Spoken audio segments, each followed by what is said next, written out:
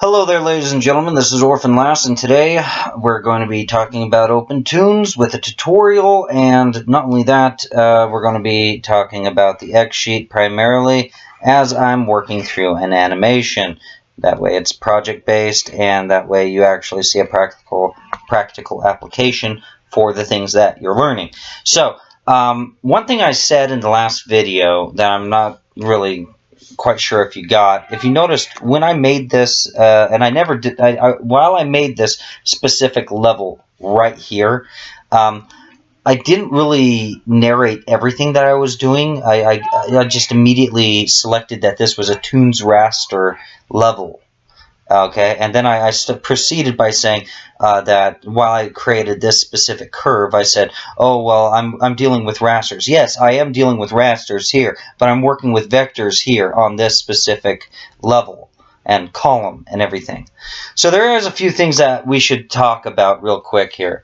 First of all, we don't want to have column 1, column 2, especially like later on as we continue to learn more about Opentoonz, we can see like in the schematic, the FX schematic and stuff like that. We're not going to delve into this too much, but basically we can see column 1, column 2, and like that gets convoluted once you start winding up with like 10 different columns or like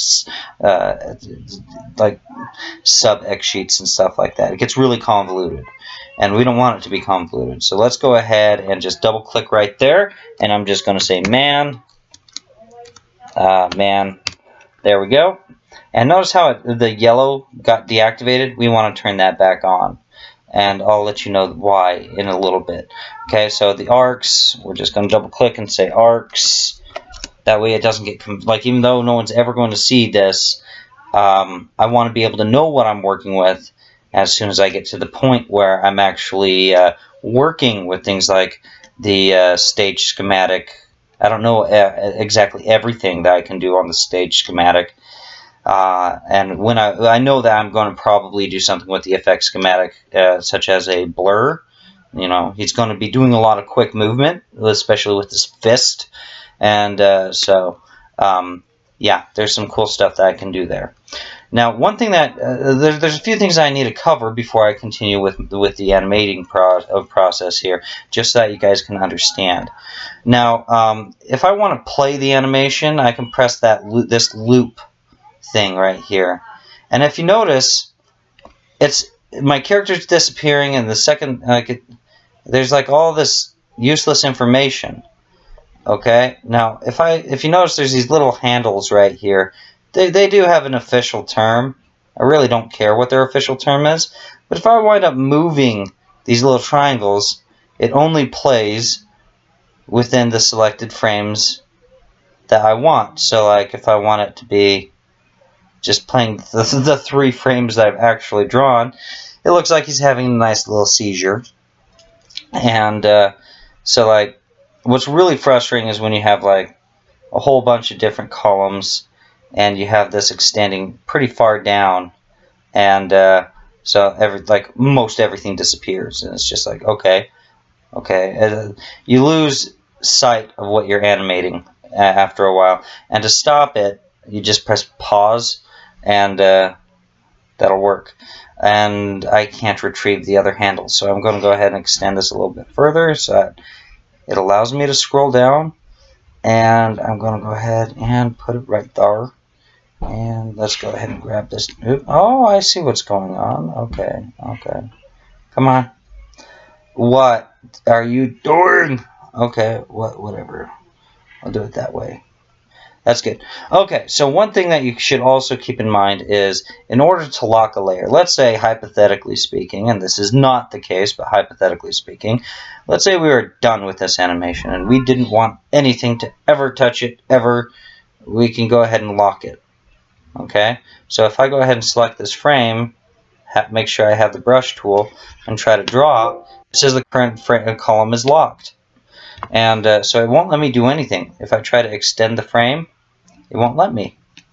It'll just not really respond. If I try to move a frame, it really won't let me. It just won't let me. So that's what locking the layer does.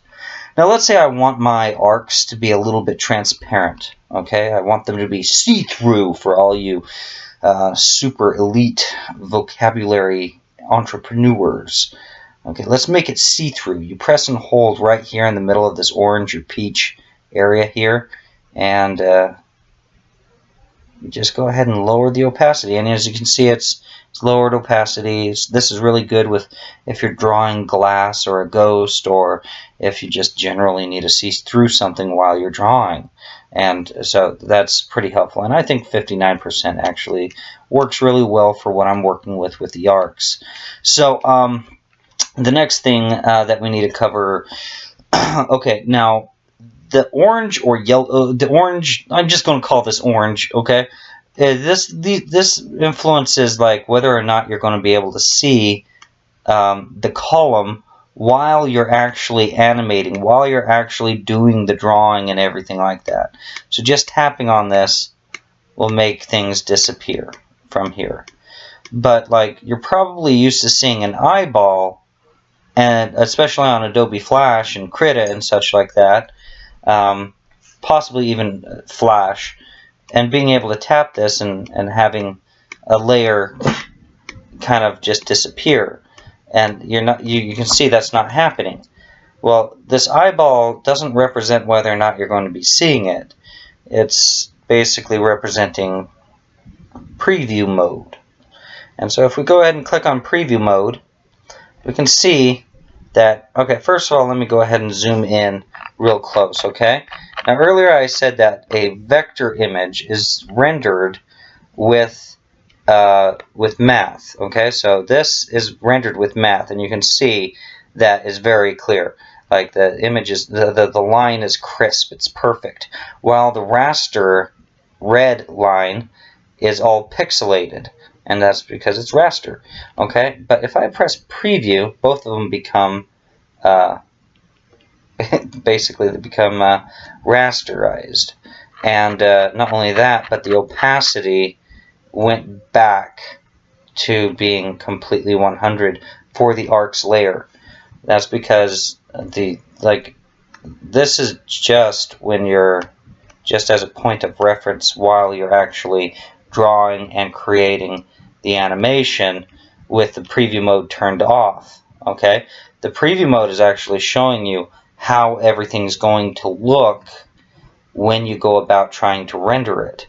Okay, and so basically if you want the opacity to go down, you're going to have to go into the effects schematic and find some sort of special effect somewhere in this list, and figure out a way how to lower the opacity of this of that specific column in the animation, and so that'll really work.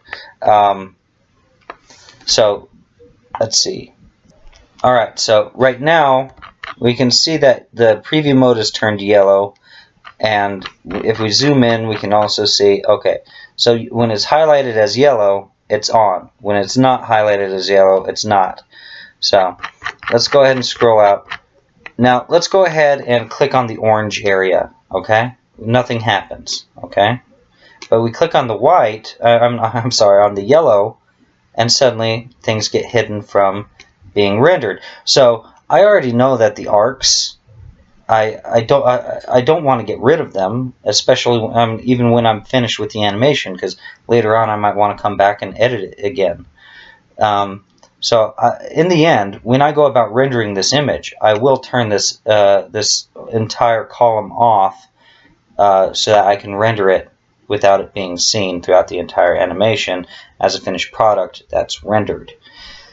Anyways, wow, I didn't get to any animating in this video.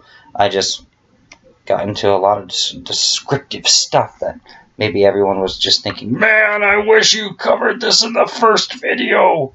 Sorry if I'm taking my sweet time, but I hope this is informative and entertaining and something that you can work with. Anyways, that pretty much concludes it with this video. Please join me in the next video, and we'll see what I can teach you. Have a good one.